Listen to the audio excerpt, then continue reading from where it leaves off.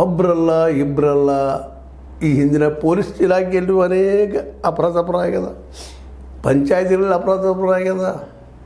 ಎದ್ದು ಕಾಣೋ ದೃಶ್ಯ ಇಡೀ ಧರ್ಮಸ್ಥಳದ ಕೆಳಸ್ತರದ ಜನ ದುಡಿಯುವ ವರ್ಗದವರು ಎಲ್ಲರೂ ಮಾತಾಡ್ತಾ ಇದ್ದಾರೆ.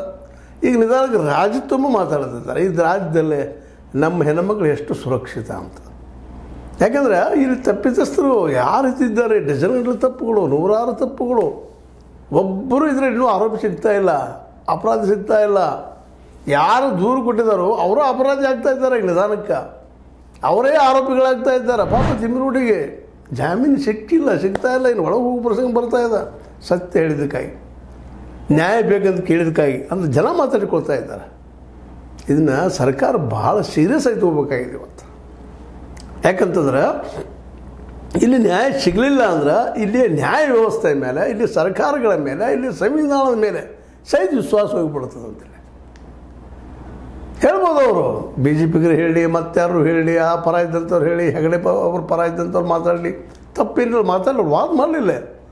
ಆದಂಗೆ ಅನ್ನಿಸ್ತಾ ಇದ್ದೇನಾ ಇಲ್ಲೇ ಅವರು ಹೇಳಿದಂಗೆ ಅನ್ನಿಸ್ತಾ ಇದ್ದೇನಾ? ನಿಜವಾಗಿಯೂ ಧರ್ಮಸ್ಥಳದ ಹೆಸರು ಕೆಡ್ತಾ ಇದ್ದೇನಾ? ಅಲ್ಲರೂ ಇವರೇನು ಕೆಡಿಸ್ತಾ ಇದ್ದಾರಾ? ಇವರೇನು ಆರೋಪ ಮಾಡ್ತಾ ಇದ್ದಾರಾ? ಯಾರ ಮೇಲೆ ಆರೋಪ ಮಾಡ್ತಾ ಇದ್ದಾರಾ? ದೇವ್ರ ಮೇಲೆ ಇಲ್ಲ, ಎಲ್ಲೂ ಇಲ್ಲ. ಎಲ್ಲಿ ಹುಡುಕಿದ್ರು ಸಣ್ಣ ಎಳೆ ಸರಿ ಸಿಗೋದಿಲ್ಲ. ಎಲ್ಲರೂ ದೈವಿ ಭಕ್ತರನ್ನ. ಮತ್ತು ಈಗ ಆರೋಪ ಮಾಡುವವರು ದೈವಿ ಭಕ್ತರನ್ನ.